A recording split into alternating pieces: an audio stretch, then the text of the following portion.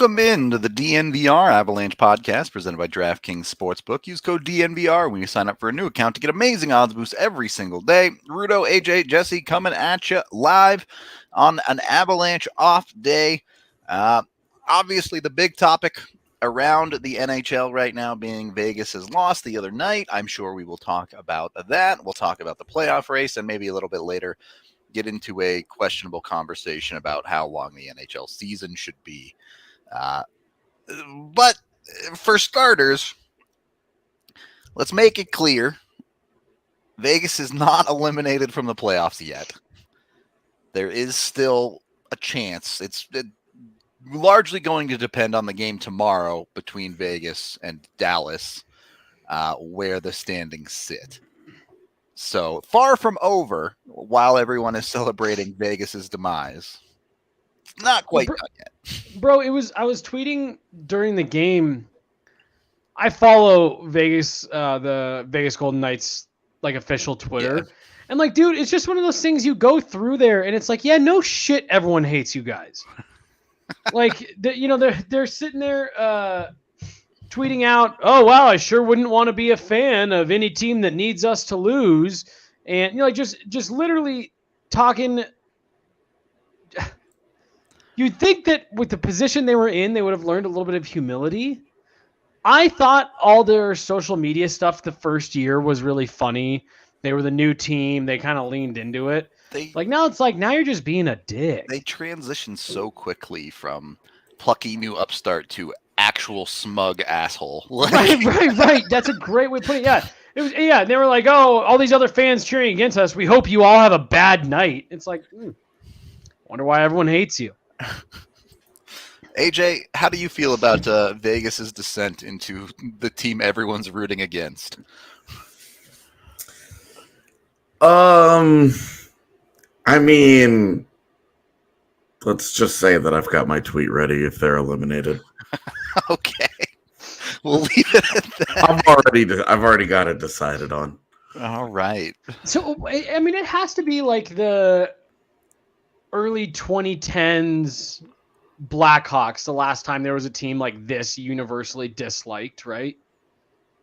Yeah, probably, I would think. I mean, were the early 2010s Blackhawks that disliked? I mean, once they got like the second and third cup and every arena they went to was like filled with Blackhawks fans. And by the way, those fans, I don't see them at many games anymore. I think the fan base is probably more reviled than the team. Well, and like for most Chicago teams, the fan base is the one where you're just like, God, I have to put up with these people. Yeah, Chicago and Boston. Like, I think it's wonderful. I wish the Rockies could get their Cubs series out of the way, second series, maybe even first series, every single year. Just get it over with, get it done with, and don't have to think about those people the rest of the summer. I would say maybe the 2014 or rather 2015 Kings after their second cup.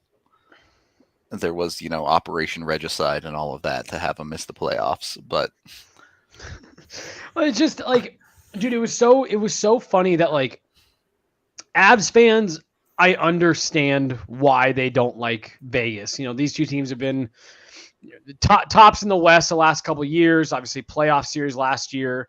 I get it. Like there's a couple fan bases, San Jose. I get why they don't like them, but like literally everyone was rooting for the San Jose Sharks last night. And Rudo, I know you, AJ, did you watch that game? Oh yeah. I did not do anything. I got home and immediately turned that on.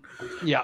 I survived the weird frozen tundra that was Winnipeg streets last night after our very bizarre combination of rain and snow over this week. Mm-hmm. Getting home was a challenge, but once I got there, watched the hell out of that game. Dude, yeah, the game itself like wasn't that great, but what a finish. Yeah. Genuine. Couldn't write it up in a movie better. Well, and then like the fact that it's Timo Meier that ties the game after he's the one that came out and was like, yeah, we're looking to ruin their chances. Like that's what we're playing for tomorrow.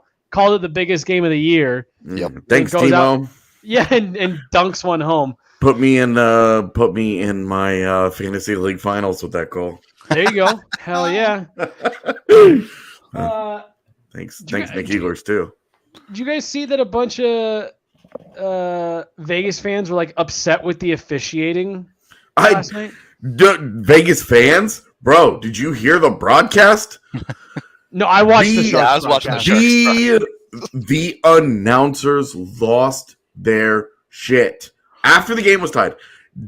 When it happened live, they didn't say anything about it.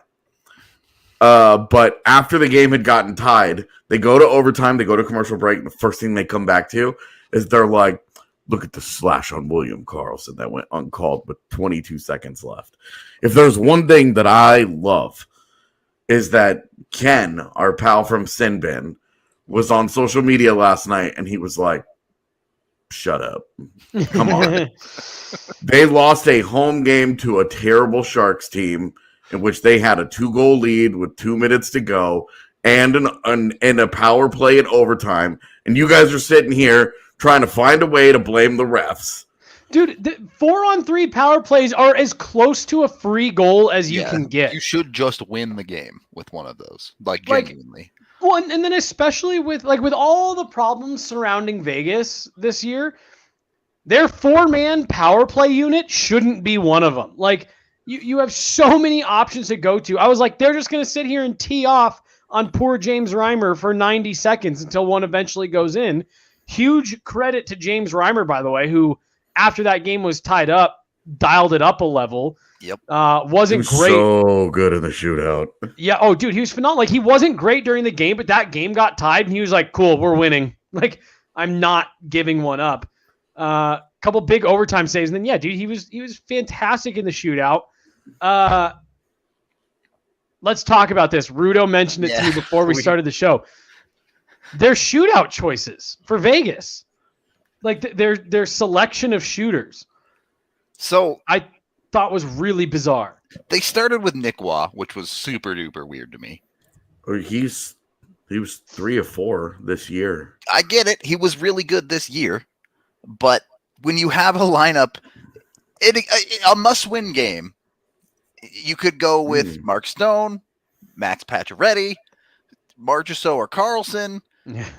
And 3 and 4 is great, but that's Riley Smith. That's a super small sample size. Jack Eichel, I get. It's Jack Eichel. Their second choice. And then they go with Shea Theodore, who I understand has been very, very good in the shootouts. But it just feels weird that they pick 2 guys that aren't your typical, dudes you think of in a shootout, especially one that big. With all the offensive weapons that they have, I just thought it was curious. AJ looks like we're speaking in Arabic right now. No, well, so I can understand. I guess I can kind of understand Nick Waugh, just because he's Nick Waugh, and career wise, he had 4 shootout attempts to that point, right? And he'd scored on 3 of them, which to me, I'm just like, this is fine. But Shea Theodore is by far their best in the shootout. I understand. You go and look guy. Like Jack Eichel is career wise, his 30 whatever % was second best until he didn't score. William Karlsson is only 33%. Jonathan Marchessault is 27%. If Riley Smith career or this year? Yeah, career. Pretty good for a career. It's not though. 27%. No, seriously. 6. He's scored 6 out of 22. Mark Stone has scored 3 out of 13. Max Pacioretty 8 out of 35 for 22.9%.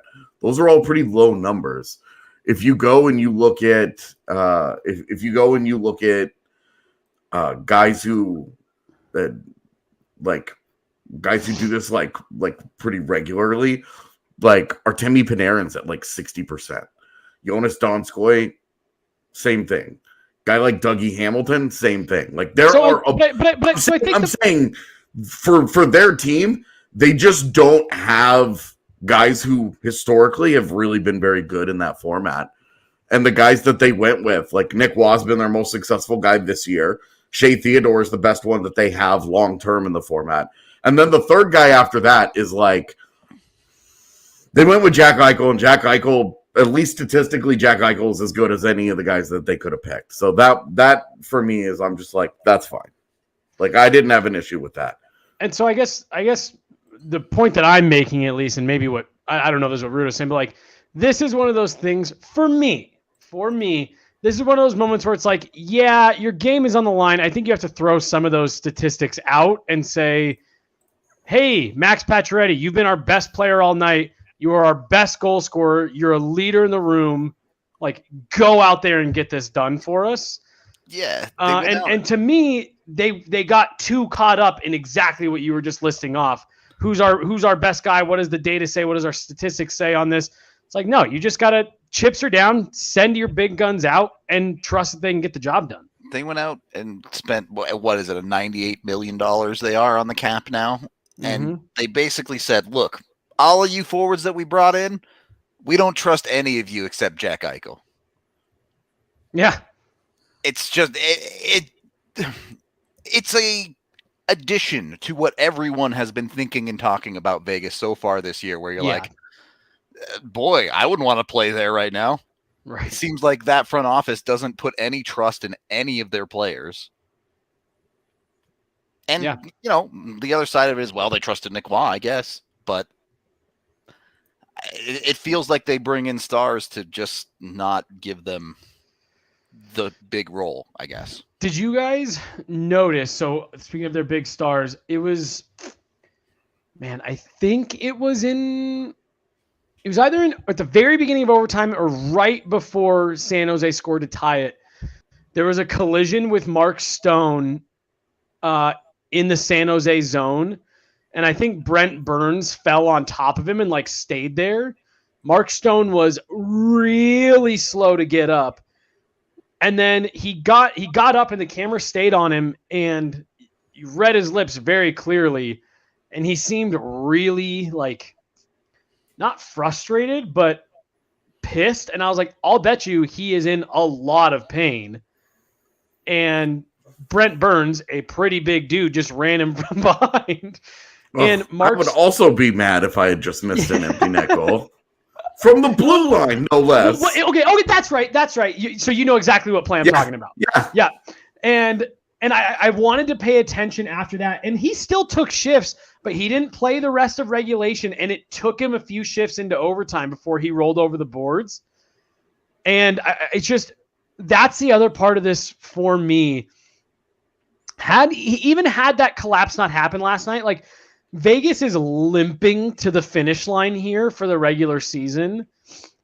This whole Robin Lehner thing is ridiculous. Dude, what a goddamn sideshow. Well, we should talk about this, but I think we need an entire segment for it. So we are brought to you by Breckenridge Brewery, the official beer of DNVR. You can go get 8 different kinds on tap for the DNVR bar or find it at your local liquor store anywhere in the lower 48 states. Jump on it. They have dozens of flavors. They also have Good Company hard seltzers. If seltzer's more your thing, you can go get yourself one of those. They're all ridiculously delicious. Genuinely, they taste like candy. It's a little bit dangerous, to say the least. We're also brought to you by DraftKings Sportsbook. You can use code DNVR when you sign up for a new account with them. Nuggets are still in the playoffs. You can still bet on the Nuggets. Bet $5 on any NBA playoff game, and you get $150 in free bets. You don't even have to be correct. Your bet can lose. You still get the $150 in free bets. So might as well do that. Then you can take the $150, bet it on the Avs, bet it against the Avs, bet it against Vegas. Do whatever you want with it. You don't have to even bet on a major sport. You can bet on the lacrosse leagues or the bowling leagues.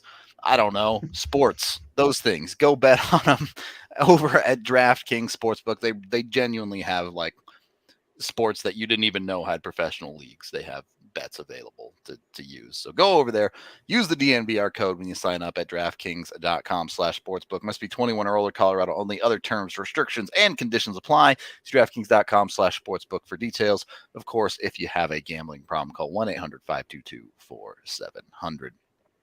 Second period of the DNVR Avalanche podcast presented by DraftKings Sportsbook.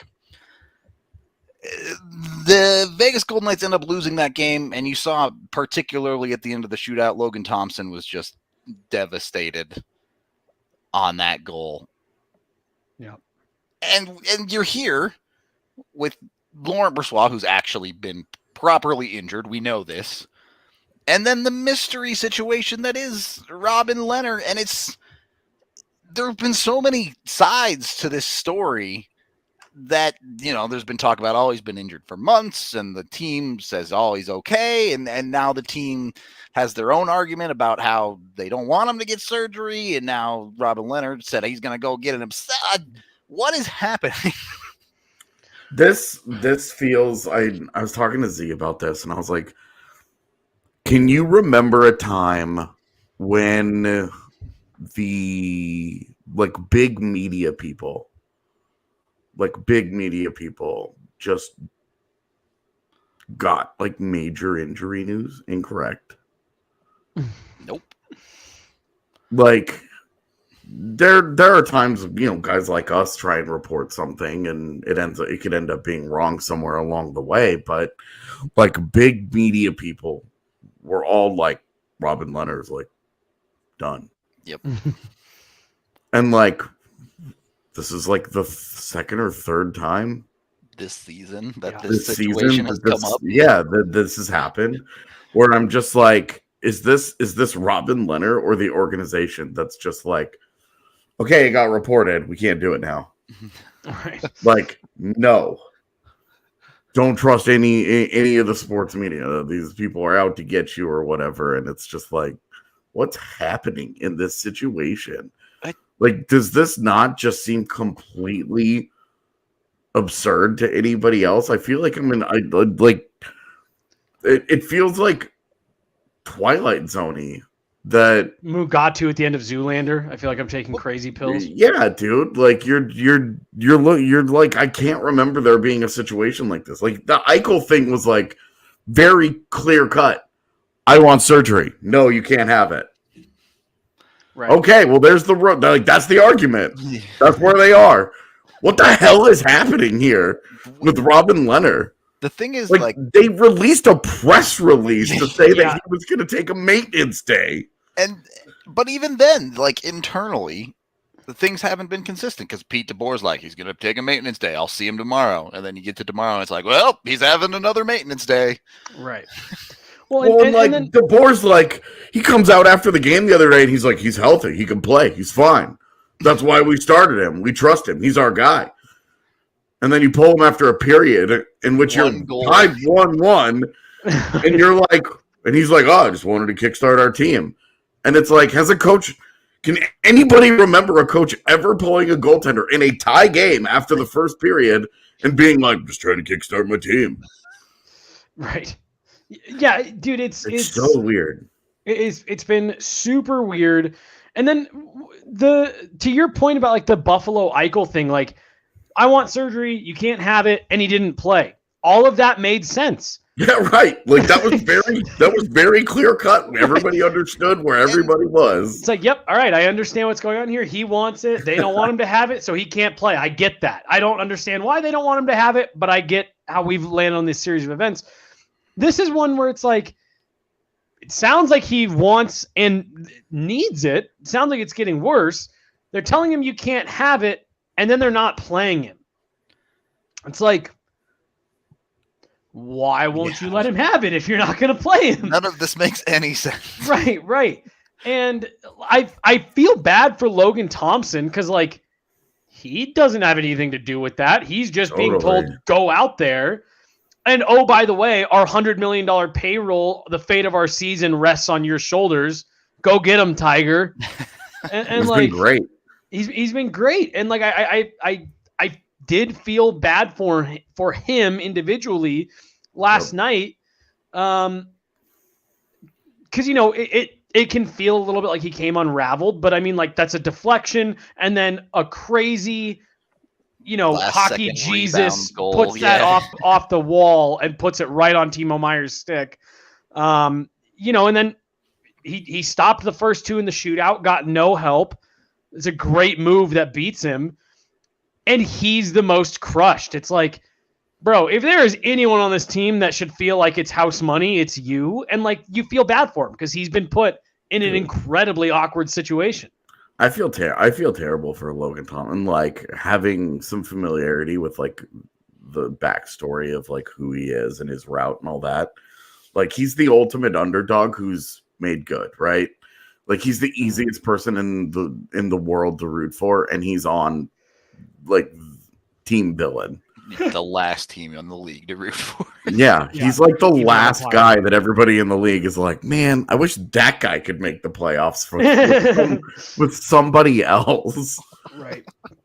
It's such a crazy situation with Vegas, especially because you guys Which is talk why about we're still talking about it, by the way. Like, but how this is insane stuff that we're watching happen here. How did we get here where Vegas in November is the hero that lets Jack Eichel have his surgery and we're moving forward in the NHL of like we're finally respecting players' health, and now in April we're here where they won't let Robin Lehner get a surgery that he needs. I can't comprehend it. My brain is how quickly it turned, because like they traded for him, but everybody was like, well, they're gonna have to make decisions, and their decision was let's get cute. Yeah. Right. And I think that's when everybody really, because like everybody understood something was going to have to be done, that they were going to have to make choices along the way. And like there was already plenty of like negative, kind of like negative feelings towards them after what they did to Fleury last year, which was kind of this continuation of they've just done some players wrong. Nate Schmidt right before Marc-Andre Fleury. Exactly, like Nate Schmidt 2 years ago, and then last year Marc-Andre Fleury, and you're just like, golly, you're just like, this is kind of a messed up organization. And then they did like the ultimate, like apparently in the fans' eyes, like the ultimate sin, which is play cap games. Because like now everybody turned on him when they activated Jack Eichel, put Mark Stone on LTIR, and we're like, but he's hurt, and everybody's like, fuck you guys. Like I think that was the end of they couldn't any just let it benefit of the lie doubt. either, though, right? Like, yes, they played all the cap games, they get all this nonsense, and then they pile on it because also they screw up the Dadonov trade, and arguably this is more Ottawa's fault than theirs. Sure, but they do it. Yeah, they're involved in yet another thing that just piles on to the nonsense that is this organization, and they just continue to make fools of themselves. Well, and then they, they turn it into the whole like boomerang thing. Yeah, they try to flip it as a good thing, and no one. Yeah, where they're like, he's back, baby, look at him go, and you're just like, God, I hate every single one of you. Well, and so I froze there for a minute, so I don't know if I may have missed this, but the other thing that I think we were talking about last night, Rudo, that I had forgotten about, they hired Pete DeBoer and then announced that they fired Gerard Gallant, like after the fact. And so it's just like, this is now. So it's basically every year. Like they're doing somebody dirty, right? And then the Dadonov thing. To your point, Rudo, like, yeah, maybe it falls more on Otto than it does them, but like there is a level of responsibility that falls on, like the fact that they were just like trying to just force it through. Yep. It's like, again, you didn't feel it necessary to talk to the player, because again, the player only alerted the team after he found out from a third party that he had been traded. Right. There was no conversation with him and him being like, well, I have a no trade clause, so what are you doing? Right. And so it's all. Which, by the way, is publicly available information. Right. And you can't tell me that front offices don't use cap friendly, because we got that picture. We got that picture of the Hurricanes that one day where it was on like 4 different screens in the background. They were all using it. And it's like everybody knew that there was whatever. Like, I'm just they have shown themselves, and it's not to be very on the up and up here. And it's why everybody is rooting against them. It's why everybody wants them to fail right now. They want this team in particular to fall flat on its face. Yep.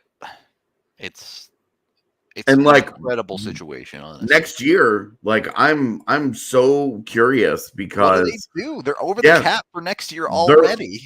If you account for the $1 million raise, I think they're like $400K under it. No, I thought they were like $400K over. And either way, that's not enough room for them to do anything. They have to make some choices. It's gonna be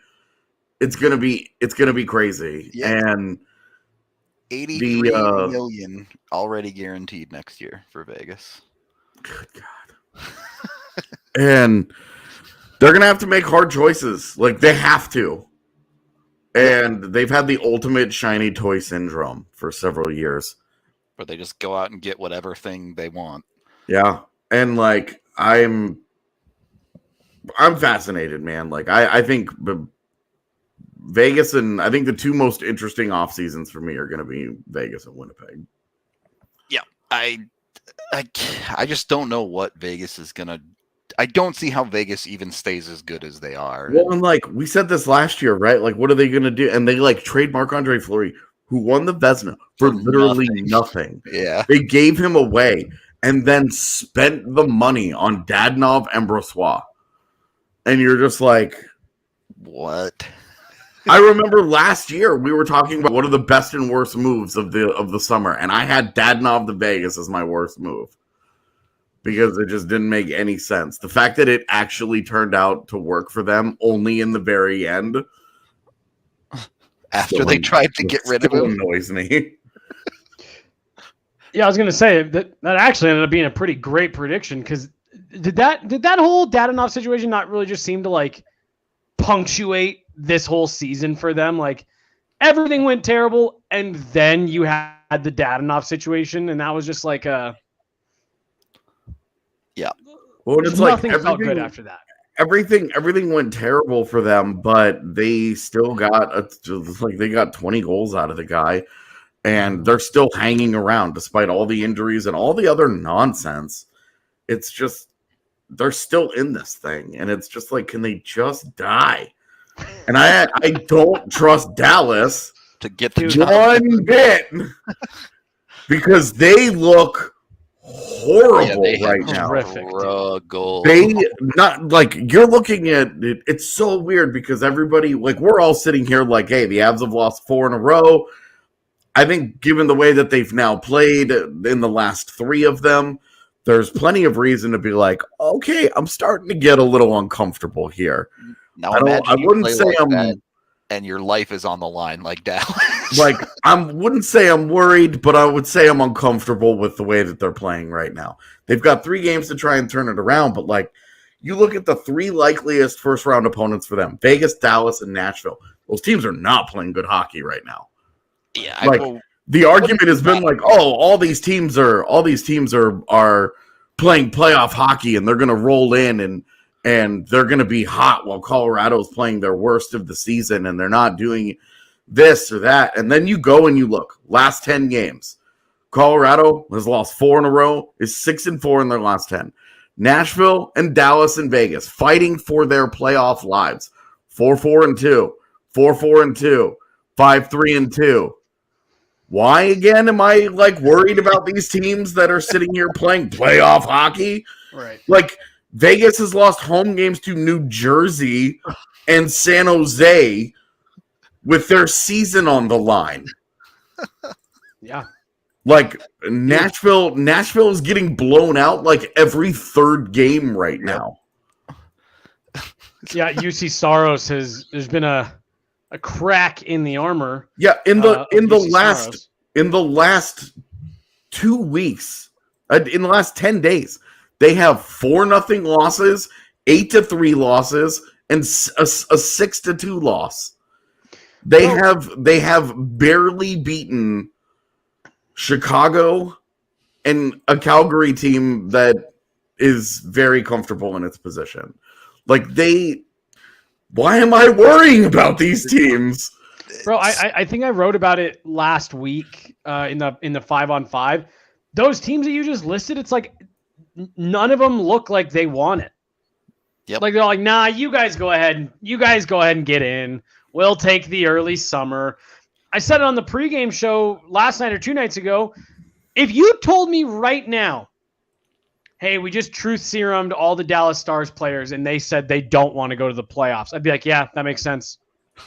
Based on the way they play, that makes sense. In the last just 10 days here, with their season with them, like they had a chance to actually like lock this thing up clinched by now, yeah, and be done with it, right? And not be involved in this huge game coming up tomorrow night against Vegas. They have lost at home to Minnesota, barely squeaked by San Jose, gotten blown out in Vancouver, gotten blown out in Edmonton, got beat up in Calgary, barely squeaked by Seattle. I mean, you go back another week, they lost to the Devils and the Islanders.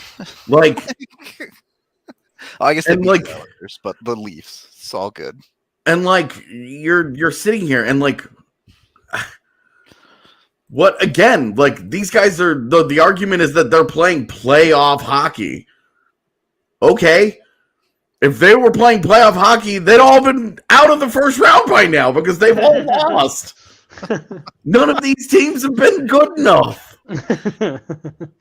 And like we're talking about, like they are each of them has taken turns like losing to teams that you're just like. It's a great segue to what I want to talk about in the last segment, which is should the NHL season be shorter? We'll get into that conversation in a bit, but we are brought to you by Avaca TV. If you want to watch the Avs, the Nuggets, the Rockies, the Broncos, all of your Colorado sports, you can do it on Avaca TV. Yes, they have Altitude. Yes, they have AT&T Sports Network. Of course, they have the national channels. So you can get on all of that and watch it. Highly recommend. You get for the first 3 months, you get an extra $10 off. So it's just $15 a month when you use code DNVR when you go over there. So jump on it. You can go to avaca.tv/DNVR to let them know we sent you over there. That's evoca.tv/DNVR. You can hook it up right to your television so you don't have to stream it or use a Chromecast or do all this nonsense to jump through hoops to watch these games. Super easy to do, super easy to use. So go check out Avaca TV. And then when you're chilling on your couch watching Avaca TV and don't have anywhere to be, you can go to Lightshade and get yourself all hooked up to get couch locked or otherwise. Get on over there. You can get up to 25% off there with code DNVR on select products. You can also check out online at lightshade.com to get whatever products you want ready for pickup, including the Escape Artist topicals. If you have any joint pain or you have any soreness or injuries, they can be a great thing. Blaze loves them for his crazy drop-in games. He says he uses the really strong stuff for his wrists because they always bother him. But they have up to 20-to-1 ratios. They're normal just being the 1-to-1. You just apply it wherever you want it, and it starts working within 10 to 15 minutes. No more pain. That easy. So check out Escape Artist at one of Lightshade's 11 Denver metro locations. And feel good one way or another. Third period of the DNVR Avalanche podcast presented by DraftKings Sportsbook. We've had this conversation at times before, and the one caveat we have to put at the start of this conversation, the NHL will never shorten its season. Full stop. Course. It's not going to happen for financial reasons alone. Will never, ever, ever happen. But in a fantasy world, what is the right number? Because you're talking about all these playoff teams that have just kind of been lolling out through the rest of the season. We talk about it every year where an 82-game season is just too long for a team to go full bore for the entirety of it. So what is the correct season? Do you want it to be a 40-game sprint where truly every game is desperately important, or is it somewhere in the middle? I think last year's 56 games was a great test sample and ended up being too short. Okay. So I would say now, we were over it because of how the schedule was set up and they were playing the same teams. We were just like, holy crap. This is horrible. These teams are all bad. I'm so sick of them. But I thought the 56 was too long. I think 80 or too short, and I think 82 is too long. I think I'm right in that like 66 to 68 range. If you pushed it to 70, I'd be cool. But I think like 66 to 68 is where I would have it, because that's usually the time of year that, unless your team is fighting for one of those playoff spots, like pretty much all the teams that are going to make it, I would say like, probably 13 of the 16 teams are usually pretty locked in by that point. The East has been decided since December. Yeah, and like the East this year is obviously like a freak of nature occurrence. And people are like using it to make arguments why you would not do play-in games and stuff, where you're just like, you could put mechanisms in place. Like if the team is more than 5 points out, then there's no play-in. Like that way you keep teams where you're like, nah, these guys aren't deserving. Like they're not deserving of being in this mix, then they don't get to be in that mix. Like you could easily just put a mechanism in place and be like, this just doesn't happen. Yep. My game's answer is 70. I think 70's right in that range. It shaves off enough that it has an impact on your schedule and the fatigue and all of that stuff. But it doesn't shave off so many that you're like completely. I agree with you, AJ. Like that 56 was just not enough. It was just a hair too short. Like too short. Yeah. And to your point, our vision is skewed on it a little bit because it was like, okay, 8th game against San Jose this month. Holy shit. But I think 70, because then what we talked about at the very beginning of the season, right? You break the season up into 10-game chunks. You have 7 10-game chunks. Nice even number that shortens your season up by about 3 weeks on the calendar. So you don't have to really change much about your season. You can still have all the same breaks. It just comes to an end a couple weeks short of what it normally does. All right. So you're both settling in roughly the 70 area, we'll call it. How do you break up the season? At 70 games, you could play every team twice for 62 games and then an extra game against each of your divisions for a third game there to 69 games, I guess that would be. Are you looking at that? Are you looking at just one game against the opposite conference with like 4-5 games against divisional opponents, or how would you like to see that broken up? I like your first suggestion. Play everyone twice for 62, and then the last 8 are all within your division. Sure. Okay. AJ's thinking hard about this one. Yeah, I think I'm good with that math. All right. And then you can just rotate, and once a year you have one team that you play 4 times or whatever. Well, and I think you could even make that an automatic schedule thing where that last game, if you finish kind of like how the NFL does it, like if you finish in first place in the division, then you play the second place team in your division. If you finish third place, you play the fourth place team. Now those are previous year results, so they may not matter by the end of next year, but that could be how you end the season. Well, no, I was going to say that's a great point. If you made it the last game of every year, like there actually is incentive to not finish last, because then next year you're on the rise. You're trying to squeak in. Oh, you have the top team in your division to go through on the very last game of the season. I like that. Yeah, so that's how I'd do it. What we just laid out is exactly how I would do it. There we go. I don't understand why we're not just running the NHL. We've solved all of their problems. We have fixed the All-Star weekend. We've now fixed the schedule. I'm sure we can fix free agency and all these nonsense cap problems in no time. Like, yep. Just give us. Here, do we have Gary Bettman? Do we have Gary Bettman? Get him on the line. So, I mean, it is just interesting to take a look at, because I've heard a lot of talk over the past 2 weeks on both sides of this argument where it's like, hey, they should make the season shorter. This part of the season kind of sucks for 90% of the league. I've also seen, hey, people like it this long because it has that more of a build up for a wild card run. I tend to fall on the shorter side because, yes, like the Avs fan base got to experience game 82, but in a 70-game season, that game is just called game 70, right? Like, yeah. Like, well, and this year in the West is actually a great example because, like you said, AJ, like the East is it's hard to pull anything from this year's Eastern Conference. Like this year's West is actually a great example as to why this wouldn't really matter. Go back 9 games or whatever right now. Stars in Vegas meander their way. It's the same drama. It just would have been over 10 days ago. Yeah. It's the same teams fighting for the same spots. It hasn't really gotten any closer now than it was at game 70. It's just that we would have already had our answer by now. There's always going to be the anecdotal examples of, well, oh, this team wouldn't have gotten in had it not been for the last 12 games. Or like, I actually think the game 82 Avs, I don't think they would have gotten in at game 70, but like, sure, absolutely.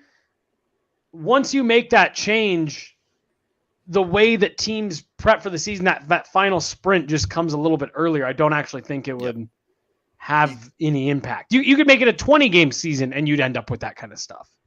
Yeah. If anybody is curious, at 70 games, roughly 70 games, Nashville and Vegas were tied. There's going to be some games in hand here. Sure. Nashville and Vegas were tied. Dallas was 1 point back, and Winnipeg was 5 points back. And pretty sure Dallas had a number of games at that point. So, well, Vegas had 3 more games played than both Nashville and Dallas. Okay. So you were roughly in the exact same spot that you are now. The only difference is swap Winnipeg for Vancouver. Both teams that aren't going to make it anyways. Yeah, exactly. And like Edmonton and the Kings were like the Kings were ahead of Edmonton but had more games played. So at 70 games played, you really are pretty much in the same spot. Mm-hmm. So who knows? Obviously it would adjust. Like we said, I'm sure starting goalies would have played different games. Maybe teams get up a little bit differently for certain games, but at the end of the day, I don't think it really changes how things play out all that much, other than it happens a little bit faster. That's really it. Look, all right. There are people out there who do make the argument for a longer season. Somebody in our chat said 84 games, and Evan wants them banned. I don't know why you would want a longer season. I don't either. I don't understand. No, thank you. So I get it. I get it. I do not. For what we were just talking about, all the drama and it's so hard to win, and that's people in hockey love priding themselves on that. Like, it is a cool thing that the Stanley Cup is arguably the hardest trophy to win because of how grueling the season is and the playoffs. So like, I get it, but like if you were going to do something like that, you'd have to do like multiple multi-week breaks. Like if you were gonna lengthen the season, go it to like 90 or something, yeah. Right, yeah, like multiple multi-week breaks, and now you're basically just running year round. I just don't, because that's another month. I think it would be less drama even, because if we get to the middle of May and it's another week of, well, the Vegas Golden Knights are still just 3 points back, I'd be like, I don't care. Oh my God, just end the season. Right. It's like a dog slowly bleeding out. It's like, shoot him. Right. Well, maybe not a dog. Maybe, yeah. Well, an animal. You know what I mean? Like, wow. This took a really dark turn, and you're going to get us all canceled. Thank you. He has a fatal wound. He just hasn't died yet. Thank you. Yeah, that came out way wrong, but thank you, Rudo, for getting what I was trying to say. I picked up what you were laying down, but what you were laying down was a landmine, brother. All right. Oopsie poopsie. Is this show done yet? Let's get out of here. We're done. We're definitely done on that note. We're gonna get out of here for the day. This is our last show. Yeah, our last non-playoff of the regular season because we are not doing a show Wednesday and the last two games Thursday, Friday. Yep. Yeah. So this is our last show of the regular season. We're gonna go pretty hard in the paint on playoff coverage to start ramping things up. Yeah, absolutely. So quick, can we take a few minutes just to do some award stuff? Oh, sure. Because we haven't really talked much about them this year. And okay. Yeah. I just think that, we may not genuinely have time between the end of the regular season and us doing all of this, all the stuff that we're going to be working on. And the start of the round one, but we'll see. Yeah, well, we don't. The problem is we don't know. The Avs could also just be playing on Monday. Exactly, and so that's why I'm like, let's take a couple of minutes and let's look around and get into some of the award because we just haven't talked about it at all. So, like league awards or just Avs awards? What do you? No, league awards. Okay. So when you said awards, I was like, wait, like are these awards that we're giving each other? But I get what you mean now. I don't know what award I would give to you guys. Well, that was why you're like, can we just do this real quick? I was like, yeah, I don't know what we're gonna say. Shirtless coworker goes to me. That shit would not have happened had I been there. Oh no? No. How do you know? You wouldn't have even been able to get to me, all right? I would have. There would have been a fight. You'd have to fight me with my shirt off. So. It's fine, dude. So what? Okay. Let's start with the Vezina. I want to see if you can make a case for Darcy Kemper or not. No. I mean, he was starting to get to the point where Shesterkin had like a rough enough 2 weeks where you were like, if this keeps up and Darcy keeps playing great, and then Kemper, no. Like Shesterkin he should be your unanimous. All first place votes go to him.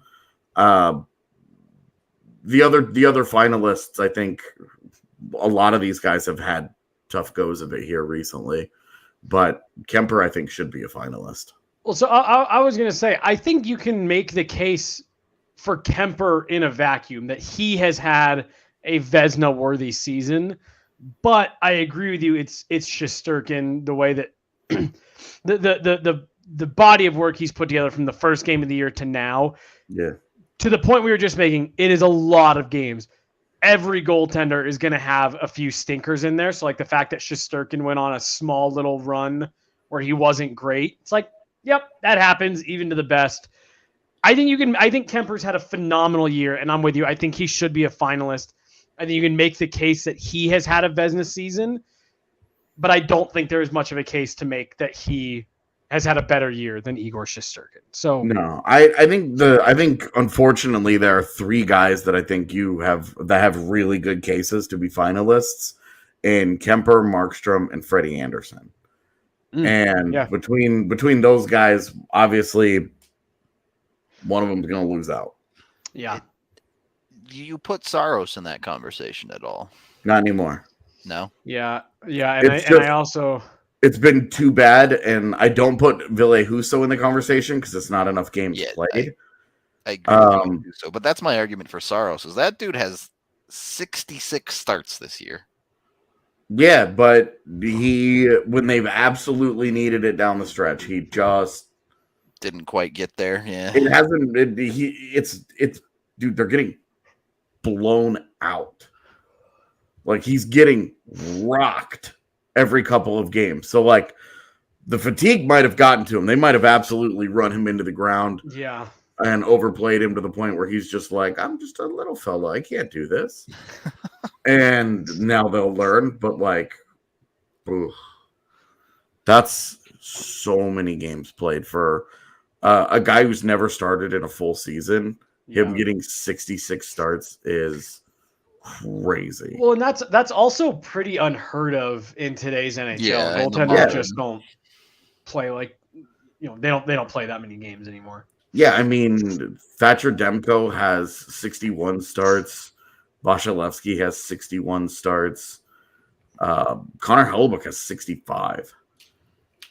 But Oh well, maybe I'm an idiot. Maybe it's more heard of than I thought. and like Markstrom has 62, but we're also like out of runway here. Like this is the end of the year. By the end of the season, Saros will have been pushing 70. Yeah. Because he's probably going to start 2 of their games this week. So he's going to get up to 68. And like there's a pretty big difference between a guy that starts 68 games and one that starts 60 games. Yeah. Yeah. So that's 2 extra weeks worth of wear and tear on that dude's body. So, yeah. Well, so you know what it honestly reminds me of, and kind of like what you said about, well, and actually now that I'm thinking back on it, you know what you said about him just running out of steam, 13-14 Varley. An unbelievable year for Semyon Varlamov. They won the division that year because St. Louis was so bad, despite the Avs struggling down the stretch. yeah. And then, I mean, you could just tell by game 7 of that first round. Toasted. Yeah. He was out, dude. He was done. All right. Calder. There are maybe 4 real players in this conversation. I'm curious how you guys feel about Michael Bunting, but then you have Zegras, Raymond, and Seider also. So Bunting's going to finish as the leading scorer. Correct.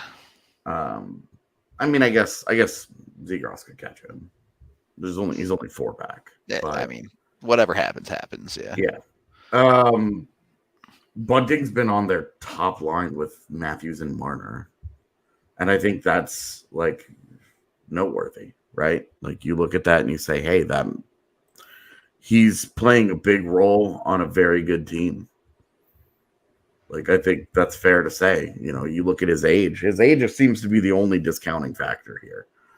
And that's in no way under his control. And it's within the rules. Like, if you have a problem with a guy his age being eligible for the Calder, the problem's with the rules, right? You guys have a problem with that rule? Yes. Cool. I think it's too high.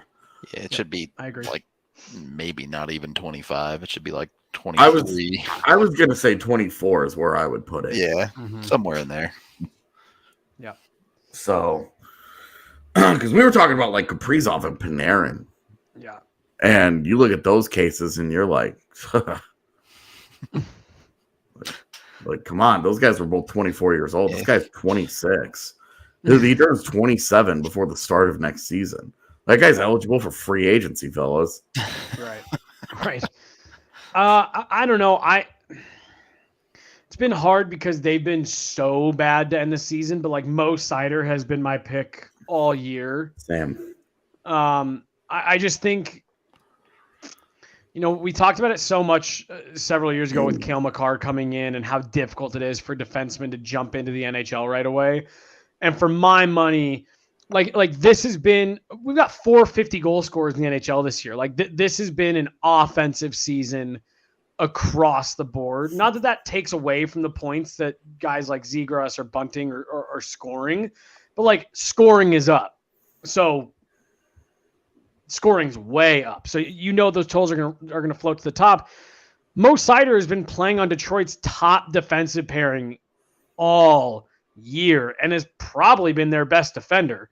And he's in the mix. He's fallen kind of far back, but like he's in the mix in terms of the points. He was right up there with Zegras up in, fourth. He I think him and Zegras had 1 point difference 2-3 weeks ago. So like, he's producing and he's playing, I think, in a more difficult position, and he's a true rookie. He's what, 20? Might be 21, but yeah, right in there. Yeah. I was trying to remember if he was a teenager or not. He is 21. Yeah. Just turned 21. Like for me, just when you factor those things in, I think I give the edge to him just because it's really tough to jump in and play defense in this league. Well, it's really tough to jump in and be a number one that plays in all situations, and he plays 23 minutes a night. And you can look and say, yeah, he has led all rookies in power play points, and that's like fair enough. especially because he only has 6 goals this year. The And so you could definitely make an argument that because of the power play, like I would be curious about primary versus secondary, but I would probably still have him first because that I understand he's on a bad team. But Right. if you get into the underlying numbers, like it's not his fault that the team around him sucks. And he's been the only thing to really elevate. Like you look at his underlying numbers and you're like, despite the fact that Detroit's not any good, this kid has kicked ass. And a good chance he hits 50 points on the season with a couple games Mm-hmm. left. The next closest rookie defenseman in scoring to him is Jamie Drysdale at 31.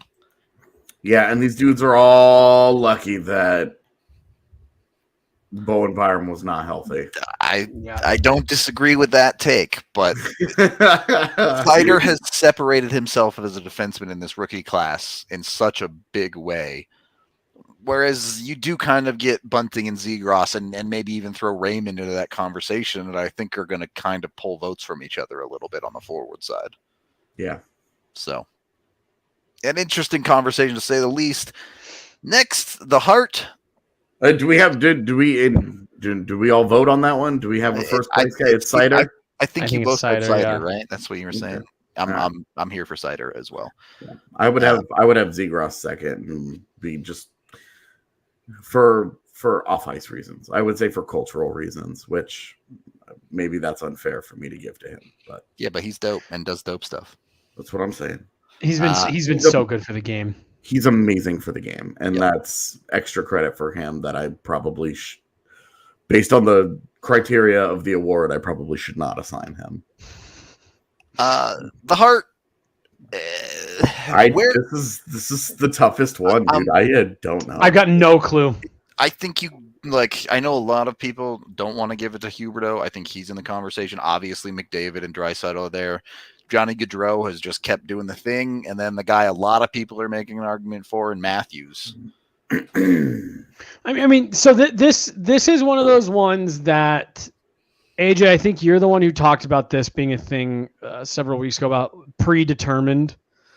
This one feels like it's predetermined. It's going to go to Austin Matthews because the Leafs need an MVP. But what's crazy is this is the most. Did Roman Josi carry Nashville, or did they have two or three other guys who are also having career years that aren't getting enough credit? This year, I think more than ever, you could make the Hart argument for more players than we've ever really seen. I think Shesterkin could very easily be in there. All those guys you just listed. For a long time, I thought Mikko had again, I'm not saying any of these guys should have won, but I thought both Mikko and Makar had a case to be in the conversation at one point this season. Like you said, Huberdeau, Gaudreau. I don't remember the last time there were this many guys that you could truly, at the very least, make the argument for. And that's part of why I have no clue. No clue who my Hart pick would be. Yeah, this one's tough. I think that Josi has a better Hart case than Norris case, personally. I don't think his Hart case is good enough to even be a finalist, though. I would agree with that. Uh-huh. Okay.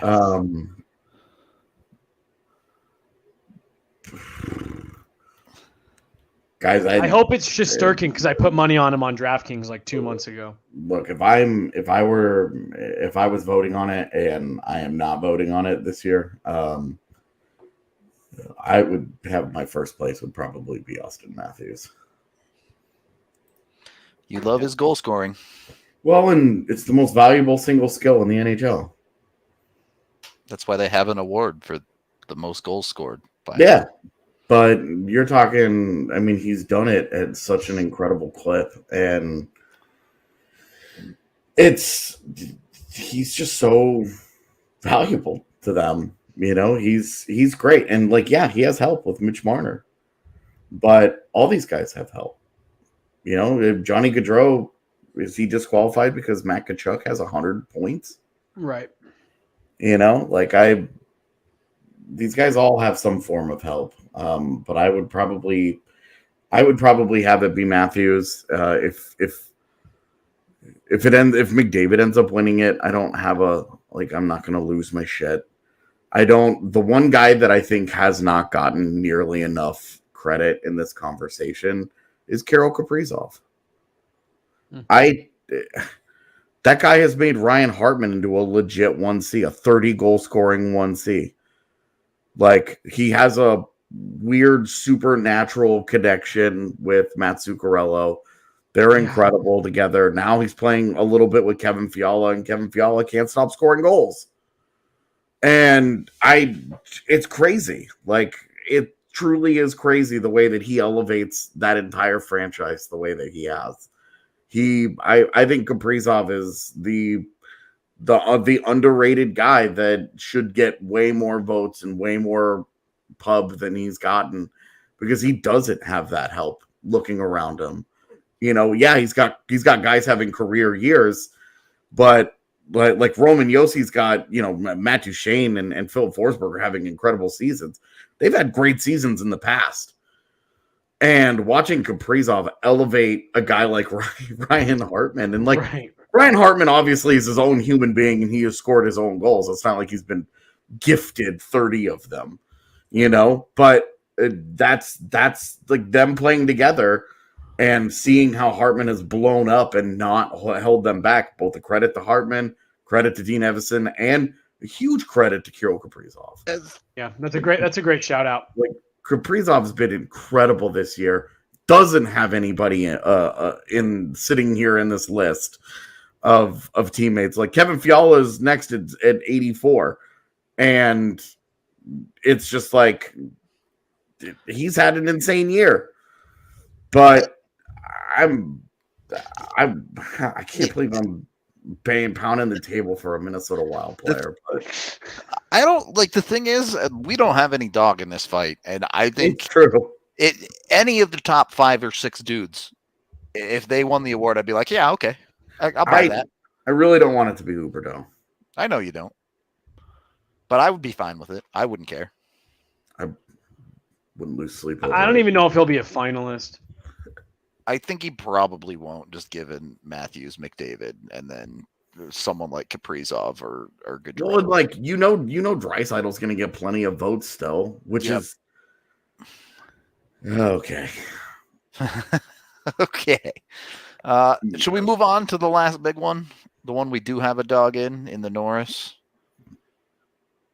Yeah, totally. I mean, there's nothing. Is it Cale Makar or is it Roman Josi? It's that easy.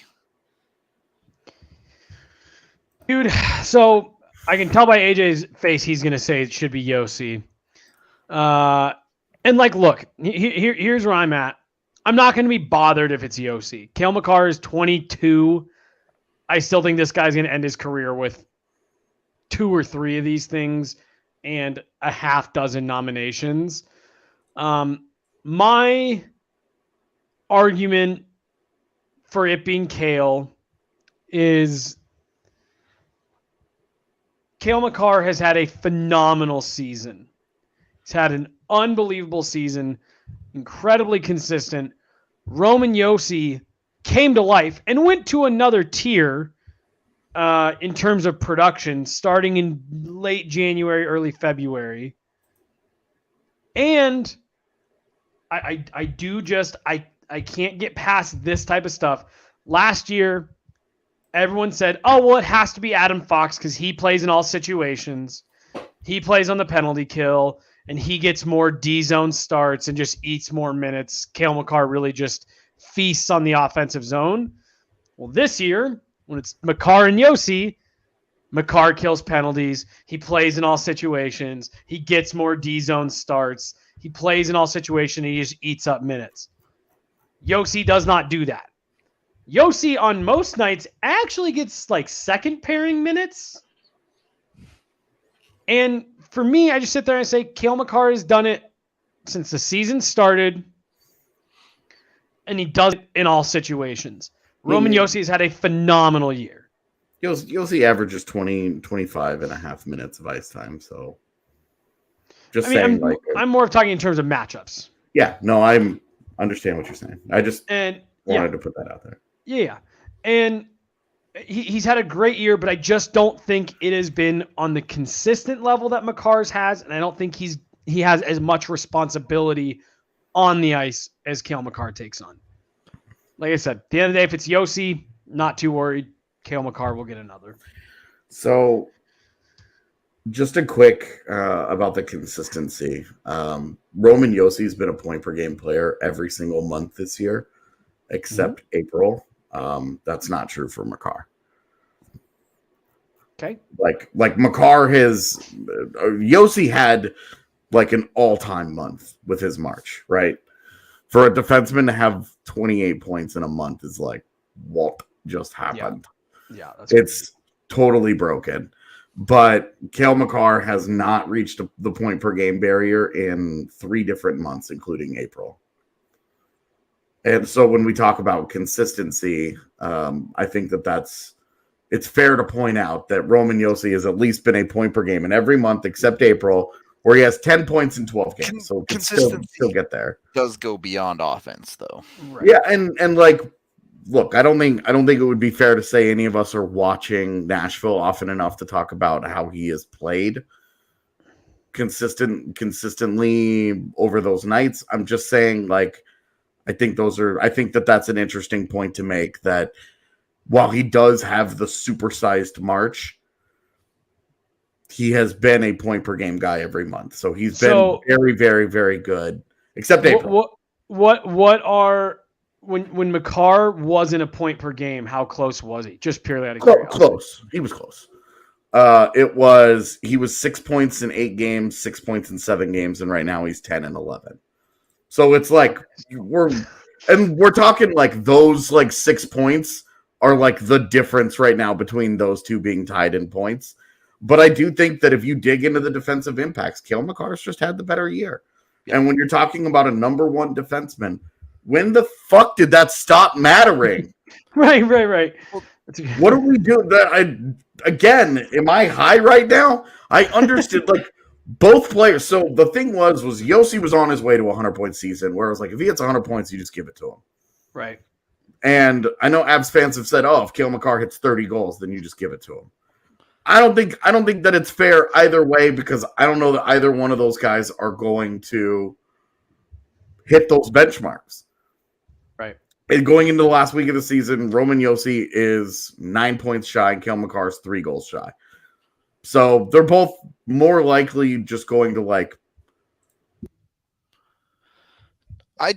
Here's the thing, like, as AJ's mic gets muted on accident, if you're making the case for Austin Matthews for Hart because he's an elite goal scorer, can't you apply that same logic to Cale Makar on the defensive side? Because he is the best at defensive goal scorer in the league by a lot. 6 goals on Yossi, obviously, but also since he entered the league this season, he's having the 3rd best shooting percentage season by a defenseman in the past 5 years. So his goal scoring ability this year has been on a level that Roman Yossi has never reached in his entire career, if we're being honest about it. So on that front, I don't want to take it. I don't want to take anything away from Yossi. I think Yossi is having an all-world season, but I think Makar deserves the award. I do too, because he's the best combination of elite offense and elite defense. Mm-hmm. Whereas Roman Yossi has been elite offense and pretty good defense, or okay defense, kind of right in there. So I just think when you consider the whole profile and the fact that the points probably are going to end up close enough that you're like, because if he ends up like 12 points ahead of him, it's going to be stretch it a little. Yeah, you're going to have, like, if he ends up at like 98 and say Cale does not score again, like I think you're going to have a harder time making that case, right? But if they end up kind of in this like 5 to like 7 range, you look at it like Cale Makar has just been elite. Yep. Makar will end up with a few less games played too. And you end up you also look at hey, he had Devon Taves next to him, who should get Norris votes himself. Mm-hmm. And how much is that going to hurt him? Because I think it will hurt him in the eyes of some, that it's like, who's Roman Josi playing with? But that is also pointing to Jesse's point. He's getting the more sheltered matchup, and they're playing him with a partner that does not put him in a position to be the number one guy there. Right. And I think that's also an important consideration. It's kind of the same thing with Victor Hedman in Tampa Bay the last couple of years, where Victor Hedman's been amazing and he's played in all situations and all of that, but he has not taken on the toughest competition. They've left that to Ryan McDonough and Eric Chernak. And you're looking at Cale Makar, and Cale Makar every single night takes on the toughest competition that the league has to offer every single night. And I think when you just dig into, okay, well, who's he going against? That means who's he scoring against? Right. And if that's how he's handling the league's top competition, how are you going to make an argument that there's a guy out there better when the guy that you're trying to stand for here is a guy that's not doing it in that same situation? 100%. And that's where they separate to me.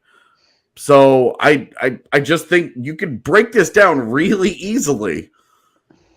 Which guy is playing the role of a true number one defenseman and playing at the absolute highest level? And it's Cale Makar.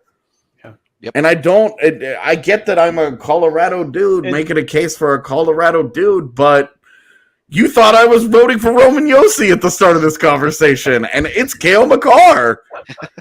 It's Cale.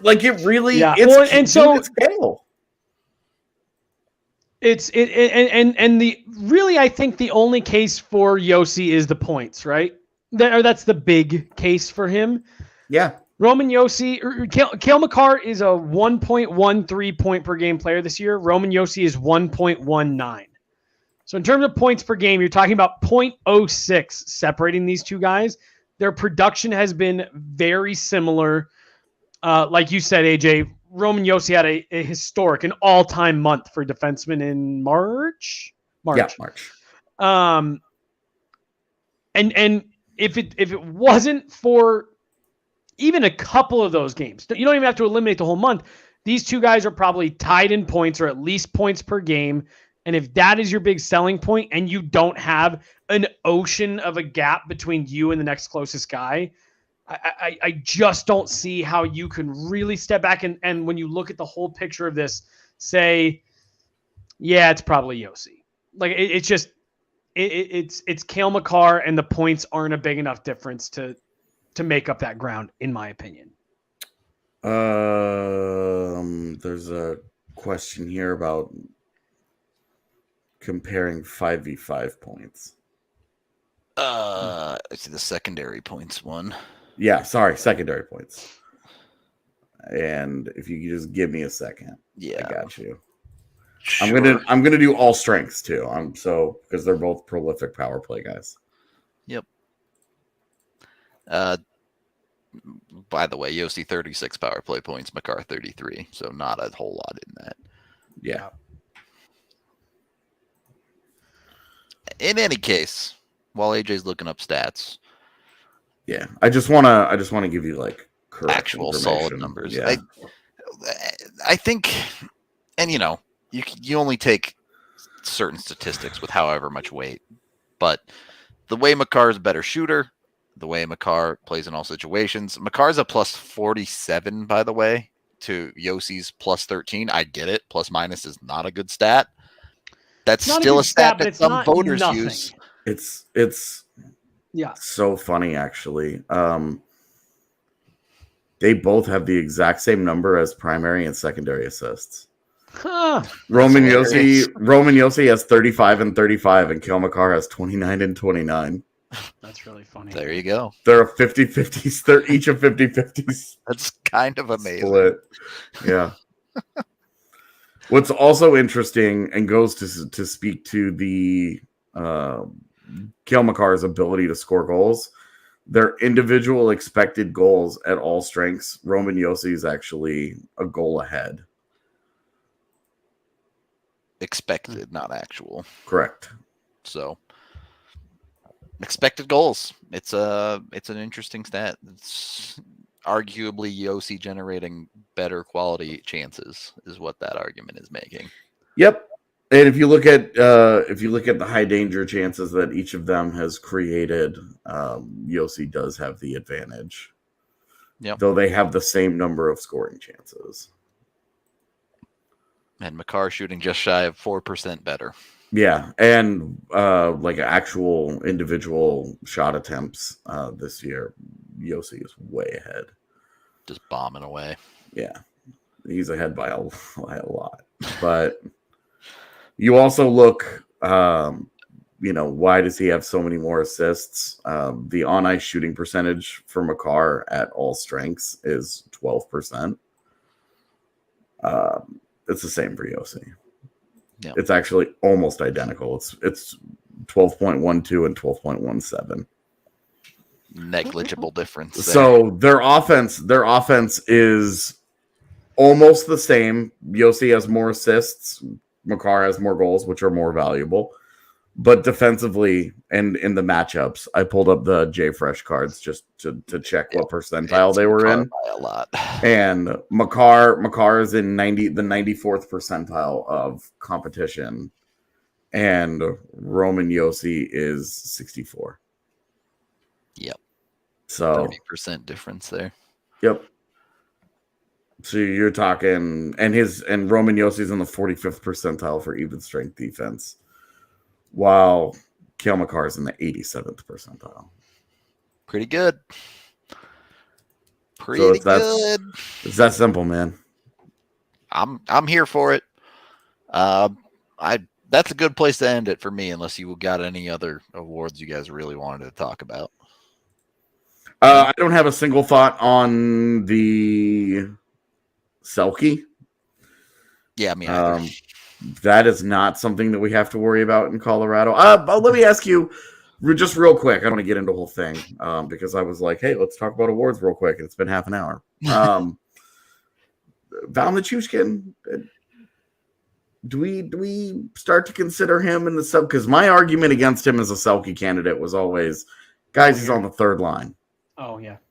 Like he's playing against third line guys. He's not playing against good enough players for his dominance to matter. You have to, like, there are guys out there playing against the absolute best of the best and putting up similar results. So, but now that he's sitting around playing in Colorado's top six and now on their top line for an extended period of time, like, could you start to make that case?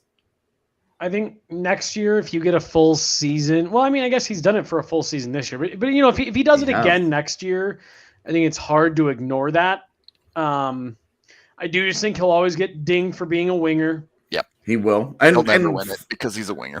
Like fairly, like let's be honest, like being a wing is much easier than being a center, but it's why you have not seen Mark Stone. That's what kept Mark Stone from winning like 5 Selkes. With the big push with the big analytics movement that we are seeing in the NHL and more people being adopters, I think you could start to see that change a little bit, and you could maybe get a guy like Val Nichushkin in there at some point. If it's one of those things where if it's purely up to me, yeah, I would include him on that. But I just don't think the voters are ready to. For the record, competition this year, Nichushkin, 98th percentile. I think he might deserve a Selke. I don't think he'll ever win one because he's not a center. I think that's the truth of the matter. Yeah. I think that's probably. Yeah, I think that's probably accurate. But I hadn't looked just because his underlying numbers have been unbelievably good for such a long time. That it's just like, okay, they're dominant. I get it. Yep, still good. Got it. But I was curious about that and his even strength defense 98% against the 98% competition. Seems good. So he's the best of the best in suppressing offense against the best of the best. Seems like the definition of Selke to me. So I won't be surprised when he gets down ballot votes and he ends up with like 13 like fifth place votes. Yeah. And when they announce when they show off who votes for those people, we can bring them onto the show and I'll clap for them for making good life choices. Okay. We've been going for way too long now, so we're going to wrap this one up. Thank you, everyone, for watching, listening, however you consume. We'll be back tomorrow, pregame, postgame. We're off Wednesday, obviously games Thursday, Friday, and then either over the weekend or Monday, depending on how the playoff schedule sorts out, we'll have a ton of playoff preview content for you. So be sure to keep an eye out for all of that stuff. Until the next one, we'll talk to you later.